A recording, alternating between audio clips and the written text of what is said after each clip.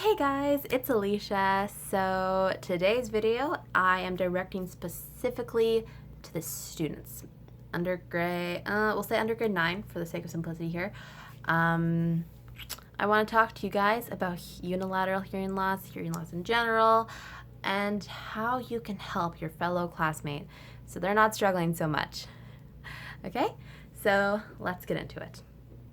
So, to begin, what is unilateral hearing loss? Really, there's no way to explain what it is. The biggest difference is that one of your ears doesn't work, in the simplest terms. You can't hear out of the right or left ear, and that is really the main thing, but there are a lot of struggles that come along with that. For example, there is something called echolocation, which a deaf person does not have. Echolocation is how you use to track where a sound is coming from. So, for example, if someone were to talk to you from, let's say, your left side, you would look to your left and see that that's where the person is talking from. However, you lose this ability when you're deaf in one ear.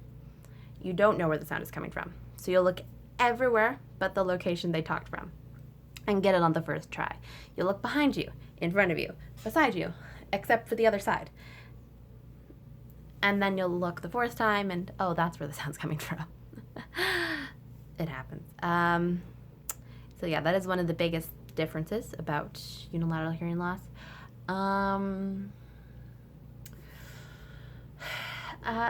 It's also, you struggle a bit more with loud noises. Unlike being deaf in both ears, where you use louder noises to like hear music or something, you use the vibrations of the music in order to hear it.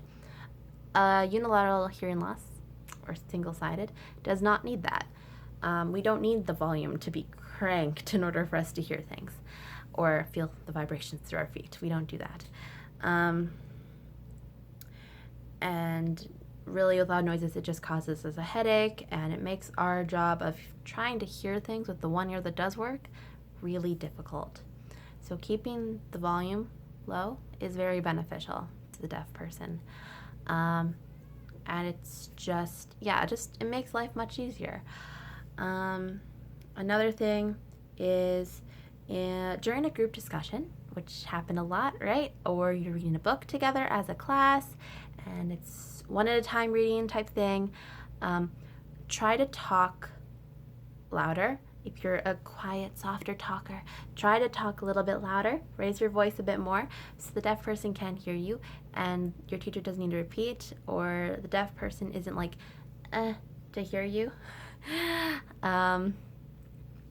Just try to talk a bit louder for group discussions so they can hear you. When it's like a group project or something, those can be quite beneficial, but it depends on the person. I'm not a big fan of group projects in particular, but they can be very, very helpful sometimes because it's more one-on-one, right? So you only have a couple of people that you need to communicate with, which can be helpful. Just don't exclude the deaf person from the group. Easy enough, I think, right? Not hearing instructions. So if the deaf person doesn't hear the instructions, they might struggle on the assignment a bit more, right? If you're sitting next to the deaf person and they look confused, or they ask you, I didn't hear the instructions, can you repeat? Do them a favor and help them out, right?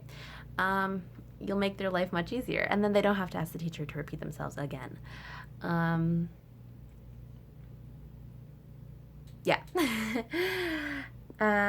Communication. Here's where the struggles, I think, come in more into play.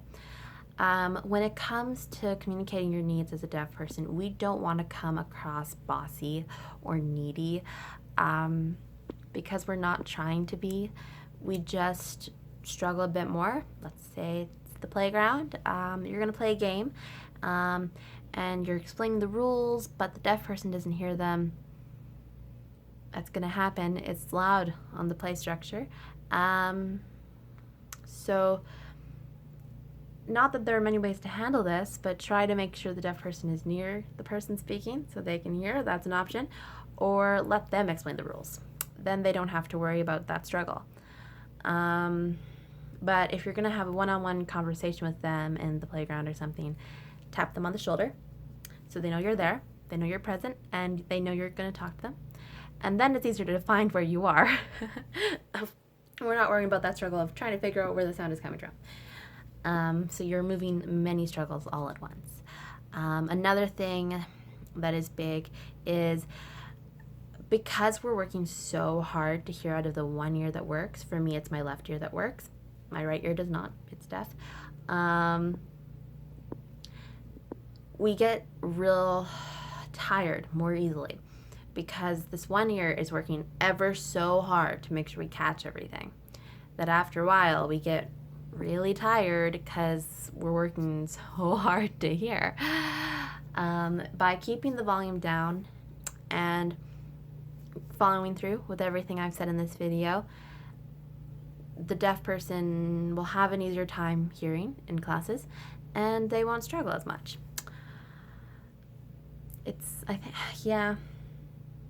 I think that's everything. So that is the video, I think. This video is actually recommended to me by one of you guys, so thank you for recommending this video. This is made especially for her, so I hope this video helps you. You know who you are. I actually did another video talking about the same thing with this person. It's a Q&A video. That'll be out either before or after this. I am not sure what order they're coming out in at the time I'm filming this. So yeah, I hope this video helps you guys. Remember, my hearing friends, the deaf person, they don't want to sound needy. They want to be sort of normal. So give them that sense of normalcy and just help them out in the little ways that you can. And they'll tell you their needs if you let them. And don't leave them out, because they want to be included, like everyone, right? Everyone wants to be included, so include them. And yeah, I think that concludes today's video. I hope this helped, and we'll see you guys in the next video. Bye!